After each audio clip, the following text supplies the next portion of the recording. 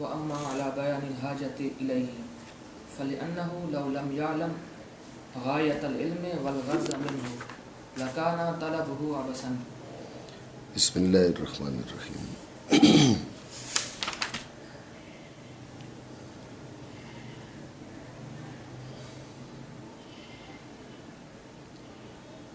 مقدمہ وہ امر ہے کہ علم شروع ہونا اس پر موقوف ہو. مقدمہ کا مصداق امور ثلاثہ، علم کا تصور، اس پہ گفتگو ہماری ہو چکی ہے. امر ثانی ہے اس علم کی غرض و غایت، اس فن کی غرض و غایت. یہ امر ثانی ہے. کسی بھی علم میں شروع ہونا اس کی غرض و غایت کی معرفت پر موقوف ہے، اس کی غرض و غایت جاننے پر موقوف ہے. وجہ کیا ہے؟ کہا فَلِأَنَّهُ لَوْ لَمْ يَعْلَمْ غَایَةَ الْعِلْمِ وَالْغَرْضَ مِنْهُ لَكَانَ طَلَبُهُ عَبَثًا. اگر اس علم کی غرض و غایت نہیں جانے گا تو اس کی جو دوڑ ہے، اس کی جو کوشش ہے، اس کی جو محنت ہے، وہ رائے گاں چلی جائے گی. بس اتنی سی بات کہی. دوبارہ سمجھیں توجہ سے. علم میں شروع ہونا مقدمہ پر موقوف. مقدمہ کا مصداق امور ثلاثہ. امر اول ہے اس علم کا تصور، اس کے بارے میں بات ہو چکی ہے. امر ثانی ہے اس علم کی غرض و غایت. امر ثانی ہے اس علم کی غرض و غایت. تو اگر علم کی غرض و غایت کی اس کو معرفت حاصل نہیں ہوگی، اس کو پہچان حاصل نہیں ہوگی، تو اس کی طلب عبث ہوگی، اس کی دوڑ رائے گاں جائے گی. اس لیے غرض و غایت کو جاننا ضروری ہے. یہ خلاصہ اس کا جو شارح نے ذکر کیا. ٹھیک ہے، معنی کریں. بہرحال اس علم کی جانب حاجت کے بیان پر، تو اس لیے کہ اگر نہ جانے گا علم کی غایت اور اس سے غرض، البتہ اس کی طلب بے فائدہ ہوگی. یہ خلاصہ اس چیز کا جو شارح نے یہاں پر بیان کیا. توجہ رکھیں کہ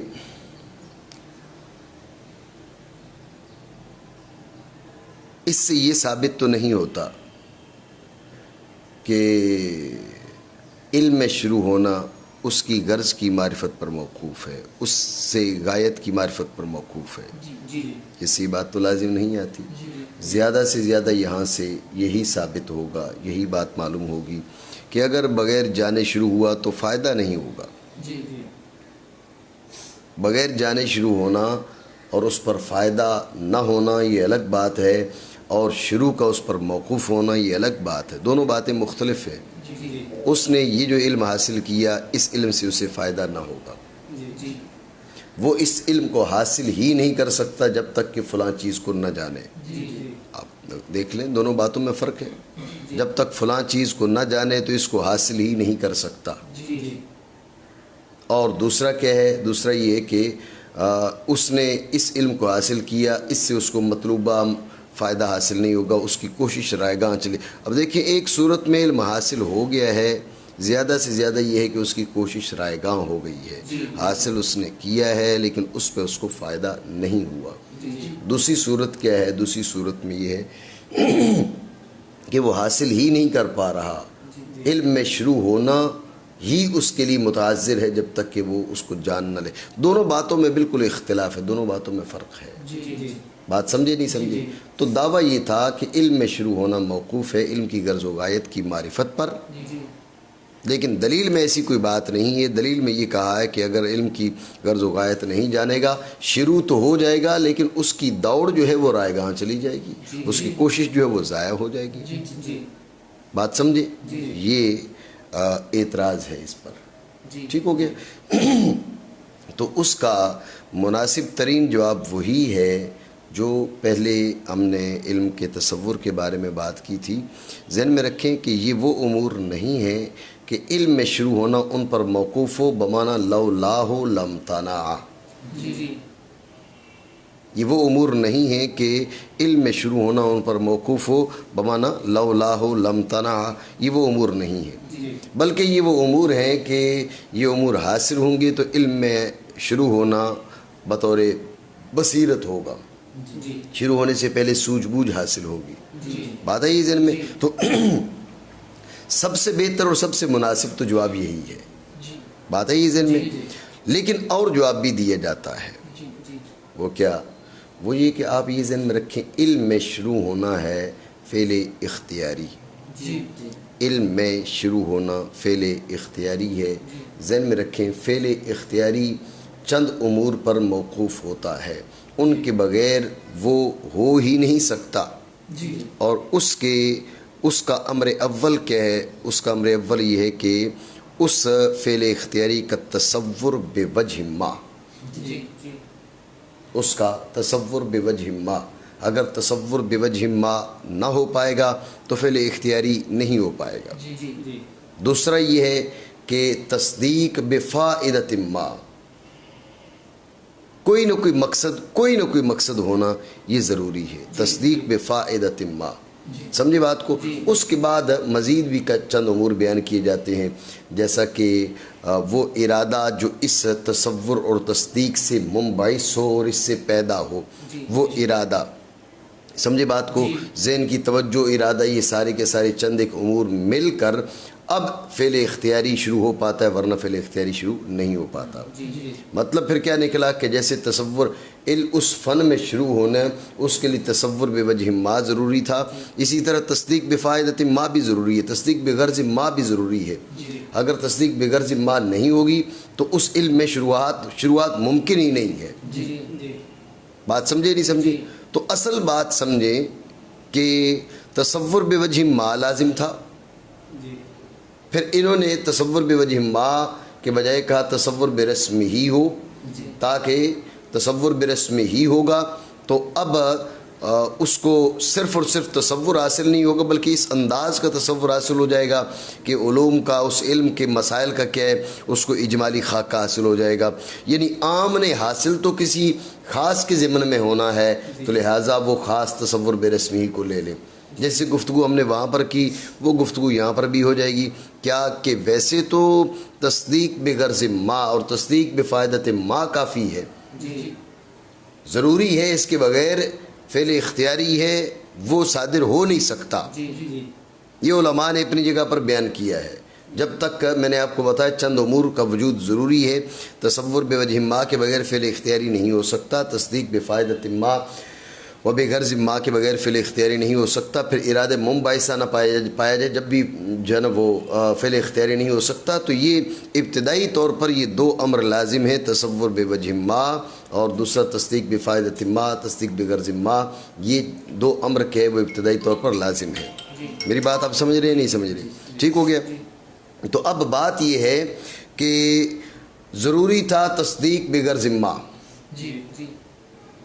تو تصدیق بغرض ما یہ ضروری تھی، تو اب اس نے کسی کے ضمن میں حاصل ہونا تھا، اس لیے انہوں نے کہا کہ غور کرنا، تصدیق بفائدۃ ما نہ ہو، بفائدۃ معتدۃ بہا ہو، فائدہ ایسا ہو جو شمار ہو۔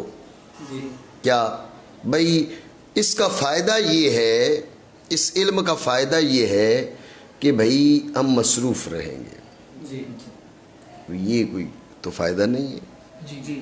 فائدہ ایسا ہے کہ بھئی ہم مصروف رہیں گے، ہم فراغت سے نجات پا جائیں گے، ہم فری رہنے سے ہمیں چھٹی مل جائے گی، یہ تو کوئی فائدہ نہیں ہے جو قابل شمار ہو۔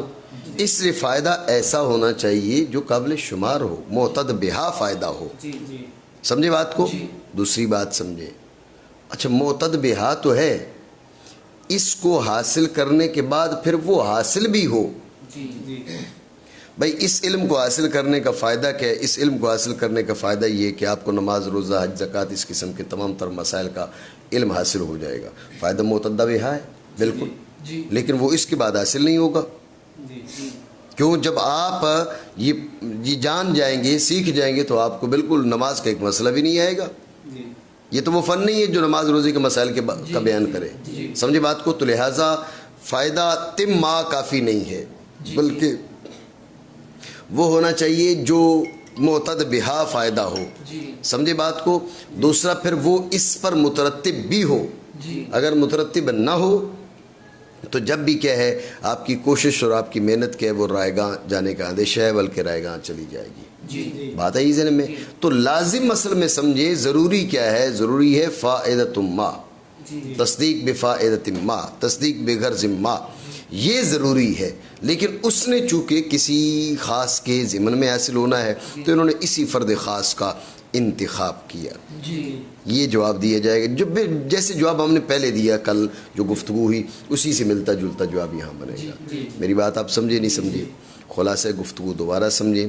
شارح کی گفتگو کا خلاصہ اور حاصل بیان کرنے کے بعد آپ کو بتایا کہ دعویٰ کیا تھا. دعویٰ یہ تھا کہ علم میں شروع ہونا موقوف ہے ان امور ثلاثہ پر. یہ جو آپ نے گفتگو کی ہے یہ دلیل تو اس کے موافق نہیں ہے. دعویٰ آپ کا یہ ہے کہ تصدیق بغرض ما ضروری ہے، اس کے بغیر علم میں شروع نہیں ہو پائیں گے. لیکن دلیل میں آپ نے کہا کہ لکان طلبہ عبثاً، اگر وہ بغیر تصدیق بغرض ما کے چلے گا تو تصدیق بفائدۃ ما اور اس کے بغیر چلے گا لکان طلبہ عبثاً. آپ نے یہ تو نہیں کہا کہ شروع نہیں ہو پائے گا، آپ نے یہ کہا کہ اس کی کوشش جو وہ رائے گاہ چلی جائے گی. بات ہے ذہن میں. یہ اعتراض تو اس کا مناسب جواب تو آپ کو یہی کہا کہ جیسے وہاں پر کہا تھا فالاولیٰ یقال، تو یہاں پر بھی مناسب یہ ہے کہ یہاں پر توقف بمعنی لولا لم تنع کہ نہیں ہے. یہاں پر توقف کے معنی یہ ہے کہ اگر جان لے گا تو بصیرت وغیرہ حاصل ہو جائے گی، نہیں جانے گا تو اس بصیرت سے محروم رہ جائے گا. لیکن اور جواب بھی ہو سکتا ہے. وہ کیا؟ وہ آپ کو بتایا کہ اصل میں شروع فی العلم فعل اختیاری ہے. فعل اختیاری چند امور پر موقوف ہوتا ہے. اول تو اس کے فعل اختیاری میں شروع ہونا سب سے پہلے اس کے تصور بوجہ ما پر موقوف ہے. اس کے بغیر نفس کی توجہ ہی ممکن نہیں ہے. تصور بوجہ ما نہیں ہے تو نفس متوجہ نہیں ہوگا. جب نفس متوجہ نہیں ہوگا تو شروع اختیاری طور پہ کیسے ہو سکتا ہے؟ بالارادہ کیسے ہو سکتا ہے؟ اس لیے تصور بوجہ ما ضروری ہے. اس کے بعد تصدیق بفائدۃ ما بغرض ما یہ ضروری ہے، ورنہ فعل اختیاری میں شروع ہو نہیں سکتا. پھر آگے مزید چند امور کو بیان کیا جاتا ہے جیسا کہ ارادہ منبعثہ ہے وغیرہ وغیرہ، یہ چیزیں بھی ضروری ہوتی ہیں. لیکن ہماری جو گفتگو ہے پہلے دو امروں کے بارے میں ہے، تصور بوجہ ما اور تصدیق بغرض ما بفائدۃ ما. بات ہے ذہن میں. تو اب جیسے وہاں پر ہم نے کہا کہ تصور بوجہ ما فرد عام ہے اور اس کا حصول کسی فرد خاص میں ہوگا، وہی بات یہاں پر بھی کی جا سکتی ہے کہ تصدیق بفائدۃ ما بغرض ما یہ ہے تو فرد عام، لیکن اس نے حاصل کسی خاص میں ہونا ہے تو ہم نے کہا کہ فائدہ ایسے فائدہ کی تصدیق ہو جو معتد بہا ہو. ٹھیک ہے. گو لازم تو اتنا تھا، ضروری تو اتنا تھا کہ بتصدیق بغرض ما ہو گئی تو اب آپ اس علم میں شروع ہونا آپ شروع تو ہو پائیں گے. ضروری تو اتنا ہی تھا، لیکن بات یہ کہ کوئی فائدہ معتد بہا ہو، پھر معتد بہا ہونے کے ساتھ ساتھ اس علم پہ مترتب بھی ہو. اگر معتد بہا نہ ہو، توجہ رکھیں، فائدہ معتد بہا نہ ہو، بات پہ دھیان رکھیں، آپ شروع ہو پائیں گے لیکن تھک جائیں گے. ٹھیک ہے. آپ تھک جائیں گے، آپ کا دل اچاٹ ہو جائے گا، یار یہ کوئی فائدہ جس کے لیے میں محنت کر رہا ہوں. ابتدا میں کسی بھی وجہ سے آپ نے شروع کر دیا لیکن آگے چل کے آپ چھوڑ دیں گے. اور اگر فائدہ معتد بہا تو ہوا لیکن اس پر مترتب نہ ہوا، اب بھی آپ کی کوشش رائے گاہ چلی جائے گی. تو گویا کہ شارع نے یہ کہا فائدہ معتد بہا اور اس پہ مترتب ہونے والا، اس بات کی طرف اشارہ کرنے کے لیے اس نے کہا لکانا طلبہ عبثاً، اس کی طلب بے فائدہ ہو جائے گی، رائے گاہ چلی جائے گی. یہ کب؟ جب کہ سرے سے فائدہ ہی نہ ہو، پھر تو شروع نہیں ہو پائے گا. فائدہ ہو معتد بہا نہ ہو، معتد بہا تو ہو لیکن اس پہ مترتب نہ ہو. مترتب نہ ہو تو اب کیا ہے؟ اس کی جو طلب ہے وہ عبث ہو جائے گی، رائے گاہ ہو جائے گی. کوشش تو کی تھی، محنت تو کی تھی، لیکن اس کی ساری کوشش پہ پانی پھر گیا، اس لیے کہ وہ اس پہ مترتب ہوتا ہی نہیں ہے. فائدہ یہ ہے کہ آپ قطبی کو پڑھیں گے تو پتہ چلا کہ آپ جو ہے وہ اس دور کے سب سے بڑے علامہ فہامہ بن جائیں گے. پتہ چلا قطبی پڑھنے کے بعد بھی وہ بات حاصل نہیں ہوئی. میری بات آپ سمجھے؟ تو اس لیے فائدہ معتد بہا ہو اور اس علم پر مترتب بھی ہو. بات ہے یہ ذہن میں. تو یہ بنیادی طور پر جو چیز ضروری تھی، جو موقوف، جو علم شروع ہونے کا موقوف علیہ تھا، وہ فائدۃ ما تھا، تصدیق بفائدۃ ما تھی. بات سمجھے. لیکن چونکہ اس نے کسی فرد خاص کے ضمن میں حاصل ہونا تھا تو فرد خاص اس کا انتخاب کیا گیا، فائدہ ہو، معتد بہا ہو، اور اس علم پر مترتب بھی ہو. بات سمجھے. مانا کریں بہرحال اس علم کی طرف حاجت کے بیان پر، تو اس لیے کہ اگر نہ جانے گا علم کی غایت اور اس سے غرض، البتہ ہوگی اس کی طلب عبث. بات آپ سمجھیں. جی یہ بات ذہن میں رکھیں کہ انہوں نے یہاں لفظ غایت اور لفظ غرض دو استعمال کیے ہیں، تو ان دونوں کا استعمال اکٹھے ہوتا ہے لیکن دونوں میں فرق ہے. تو مترتب علی الشیء، مترتب علی الفعل، اس فعل کا باعث بنے گا یا نہیں بنے گا. اس کا باعث بنے تو غرض ہے، باعث نہ بنے تو غایت ہے. یہ فرق ذہن میں رکھیں.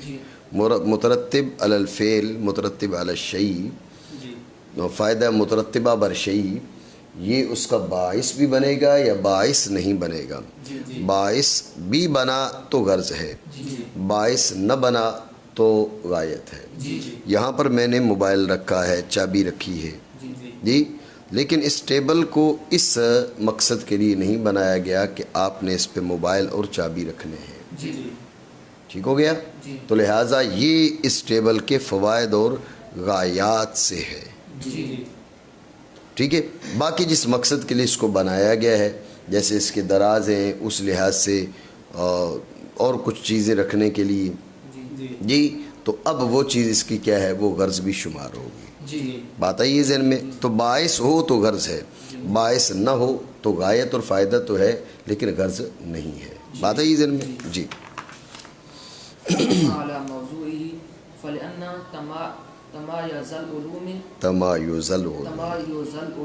بحسب تمايز الموضوعات. فإن علم الفقه مثلا إنما يمتاز عن علم أصول الفقه بموضوعه، لأن علم الفقه يبحث فيه عن أفعال المكلفين من حيث إنها تحل وتحرم وتصيح وتفسد. وعلم أصول الفقه يبحث فيه عن الأدلة الشرعية السمعية من حيث إنها يستنبط عنها الأحكام الشرعية. فلما كان لهذا موضوع ولذلك موضوع آخر کیسے ہو گیا؟ موضوع آخر صار علمين متمايزين منفردا كل منهما عن الآخر. فلو لم يعرف الشارع في العلم أن موضوعه أي شيء هو لم يتميز العلم المطلوب عنده ولم يكن له في طلبه بصيرة. لم يتميز العلم المطلوب عنده ولم يكن له في طلبه بصيرة. بس تو توجہ رکھیں کہ علم میں شروع ہونا اس کے موضوع پر موقوف ہے، اس کے موضوع کی معرفت پر. کیوں کہا کہ علوم کا جو مابہل امتیاز ہے، علوم کا جو انفراد ہے، علوم جو ممتاز ہوتے ہیں، وہ ہوتے ہی موضوع کے ذریعے ہیں. وہ ہوتے ہی موضوع کے ذریعے ہیں. جب ان کا امتیاز موضوع کے ذریعے ہے تو اب جب تک آپ ایک علم کو دوسرے علم سے ممتاز نہیں کر پائیں گے تو آپ کو کیسے اندازہ ہوگا کہ بھئی میں جس علم میں چل رہا ہوں، جس علم میں میں اپنی تگ و دو کر رہا ہوں، اپنی محنت مشقت کر رہا ہوں، کوشش کر رہا ہوں، جب تو آپ کی نظر میں وہ ممتاز ہی نہیں ہے تو پھر آپ کی کوشش میں خرابی آ سکتی ہے. جی آپ جناب والا، آپ کو معلوم ہی نہیں ہے کہ اس علم کا موضوع کیا ہے. آپ اصولی بننا چاہتے تھے تو آپ نے کیا ہے وہ ساری زندگی فقہ کے مسائل پڑھتے ہوئے گزار دی اور اصول فقہ کی کتاب بھی نہ پڑھی. سمجھے بات کو؟ آپ فقیہ بننا چاہتے تھے تو اب آپ صرف اور صرف اصولیات پر موقوف رہے، آپ نے جو ہے نا وہ فروع کی کوئی کتاب بھی نہ پڑھی۔ تو اس لیے علوم کا تمایز ہے موضوعات کے تمایز سے۔ انہوں نے اس کی مثال دی، مثال بہت مناسب دی، مثال فقہ اور اصول فقہ کی دی ہے۔ ان دو کی مثال دینے میں اشارہ اس بات کی طرف حکمت یہ ہے کہ ان دو کے مسائل ملتے جلتے ہوتے ہیں، فقہ اور اصول کے۔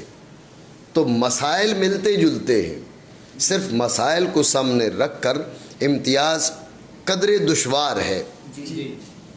لیکن جب آپ موضوع کو سامنے رکھتے ہیں کہ ایک کی بحث ہوگی افعال مکلفین سے، صحت و فساد، حلت و حرمت کے لحاظ سے، اور دوسرے کی بحث ہوگی ادلہ شریعہ کے احوال سے۔ ایک کی بحث ہے افعال مکلفین سے، صحت و فساد کے اعتبار سے، سمجھے بات کو؟ دوسرے کی بات کیا ہے؟ وہ ادلہ شریعہ سے ہے، ان کے اثبات مسائل اور استنباط مسائل، اس لحاظ سے مسائل ملتے جلتے ہیں، لیکن ایک کا موضوع اور ہے، دوسرے کا موضوع اور ہے۔ ان موضوعات نے دونوں کو مستقل علم بنا دیا۔ جب تک آپ کو اس چیز کی خبر حاصل نہ ہوگی تو دونوں علم آپ کی نظر میں ممتاز نہیں، جب ممتاز نہیں تو آپ کو بصیرت نہیں۔ توجہ رکھیں، یہاں پر شاعر خود بات بصیرت پہ لے گئے، اس بات کی طرف اشارہ کرتے ہوئے کہ علم میں شروع ہونا اس کی موضوع کی معرفت پر موقوف نہیں ہے، لیکن وہ بصیرت جو ہے وہ اس معرفت پر موقوف ہے۔ بات ہے ذہن میں؟ یہ آخر میں دیکھیں نا کہ وَلَمْ يَكُنْ لَهُ فِي طَلَبِهِ بَصِيرًا، اس کو اس کی طلب میں بصیرت حاصل نہیں ہوگی۔ خلاصہ کا گفتگو دوبارہ سمجھیں، علم میں شروع ہونا اس کے موضوع پر کیوں موقوف ہے، اس کی موضوع کی معرفت پر کیوں موقوف ہے؟ تو اس کا جو انہوں نے بیان کیا، حاصل گفتگو یہ ہے، علوم کا امتیاز ہے، علوم کی جدائی ہے، علوم کا انفراد ہے موضوعات کے انفراد اور تمایز سے۔ جب تک آپ کو موضوع اس کا موضوع الگ ہوگا، اس کا موضوع الگ ہوگا، دونوں علموں میں ایک مسئلہ بیان ہو سکتا ہے، دونوں علوم میں، لیکن مسئلہ ایک ہے، علم دو ہے، ایسا ہو سکتا ہے۔ سمجھے بات کو؟ آپ صرف کو دیکھ لیں، آپ نحو کو دیکھ لیں، صرف اور نحو کے مسائل تو بہت زیادہ ملتے جلتے ہوتے ہیں، لیکن صرف الگ علم ہے، نحو الگ علم ہے، سمجھے بات کو؟ تو صرف الگ ہونا، نحو الگ ہونا، حالانکہ ان دونوں کا موضوع بھی ایک جیسا قریب قریب ہے۔ کلمہ صرف کا موضوع بھی ہے، کلمہ نحو کا موضوع بھی ہے، جی، لیکن کلمہ کی اور حیثیت ہے جس لحاظ سے وہ صرف کا موضوع ہے، اور حیثیت ہے جس لحاظ سے وہ نحو کا موضوع ہے۔ بات ہے ذہن میں؟ تو علوم کا جو تمایز ہے وہ صرف اور صرف مسائل سے انتہائی دشوار ہے۔ تو اس کا طریقہ کیا ہے؟ اس کا طریقہ یہ ہے کہ موضوعات کی معرفت ہو، موضوعات کی پہچان ہو، موضوعات سے تمایز ہوتا ہے۔ انہوں نے فقہ اور اصول فقہ کی مثال دی، تو اس کی مثال دینے میں حکمت یہ ہے کہ یہ قریب قریب مسائل ہیں، ان کے مسائل قریب قریب ہوتے ہیں۔ صرف مسائل کو جاننے سے آپ علوم میں فرق نہیں کر پاتے، اس لیے اس کا طریقہ کیا ہے؟ آپ موضوعات کو جانیں۔ ایک ہی مسئلہ ہے، اس میں اس انداز سے بات ہو رہی ہے کہ افعال مکلفین کے لحاظ سے، صحت اور فساد کے اعتبار سے، حلت و حرمت کے لحاظ سے معلوم پڑا فقہ کے اصول فقہ نہیں ہے۔ سمجھے بات کو؟ اس کے مقابلے میں کیا ہے؟ اس کے مقابلے میں یہ ہے کہ اگر اس مسئلہ میں ادلہ شریعہ سے، استنباط احکام کے لحاظ سے بات ہو رہی ہے تو اب یہ فقہ نہیں ہے، یہ اصول فقہ ہے۔ بات ہے ذہن میں؟ تو جب تک علوم کا تمایز حاصل نہیں ہوگا، علوم ممتاز نہیں ہوں گے، تب تک آپ کو بصیرت حاصل نہیں ہوگی۔ تو یہاں بصیرت پہ پہنچ کے شاعر نے اشارہ کر دیا، یہاں پر بھی ما یتوقف علیہ شروع فی العلم والی بات کریں گے تو بڑی دشواری ہو جائے گی، یہ والی بات ہم ثابت نہیں کر پاتے۔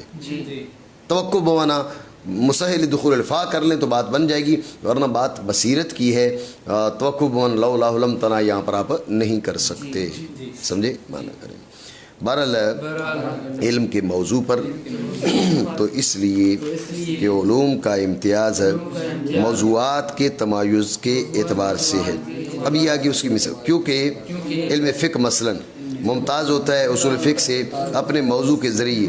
کیسے؟ کیونکہ علم فقہ بحث کی جاتی ہے اس میں مکلفین کے افعال سے، حلت و حرمت کی حیثیت سے، صحت و فساد کی حیثیت سے، اور علم اصول فقہ اس میں بحث کی جاتی ہے ادلہ شرعیہ، سمیہ، عدلہ شرعیہ عقلیہ بھی ہیں، اس لیے انہوں نے سمیہ کہا، اس حیثیت سے کہ استنباط کیا جاتا ہے ان سے احکام شرعیہ کو۔ تو جب اس علم کے لیے ایک موضوع ہے، معنی کریں، اور اس کے لیے دوسرا موضوع ہے، ہوگے دو ممتاز علم، منفرد ان دونوں میں سے ہر ایک دوسرے سے، تو اگر نہ جانے گا، اب یہ آ گئی بات عدم معرفت کی، اگر نہ جانے گا لم یکن لہ بصیرۃ فی الشروع، لم یکن لہ بصیرۃ فی الطلب، سمجھے بات کو؟ تو بات وہی آ گئی ہے بصیرت کی، معنی کریں، اگر نہ جانے گا علم شروع ہونے والا کہ اس علم کا موضوع کون سی چیز ہے، نہ ممتاز ہوگا علم مطلوب اس کے ہاں، اور نہ ہوگی اس کے لیے اس علم کی طلب میں بصیرت۔ تو آپ اعتراض کر سکتے ہیں کہ دعویٰ آپ کا اور ہے لیکن دلیل آپ کی کہیں اور آ کر پہنچی ہے، تو آپ وہاں جواب ایک تو یہی ہے کہ یہ جو انہوں نے دعویٰ کیا تھا علامہ المشہور کیا تھا، یہ دعویٰ علامہ المشہور ہے، لیکن خود بات یہاں پر لے کر آئے ہیں کہ مناسب یہ ہے، بہتر یہ ہے کہ بصیرت کی بات کی جائے، توقف بمعنی لولا لم تنع کی بات نہ کی جائے۔ اور دوسرا جواب یہ ہے کہ توقف کے معنی پر تبدیل کر دیں، لولا لم تنع کے بجائے مسہل دخول الفاء کر دیں، تو اب یہ بن جائے گا۔ ٹھیک ہو گیا۔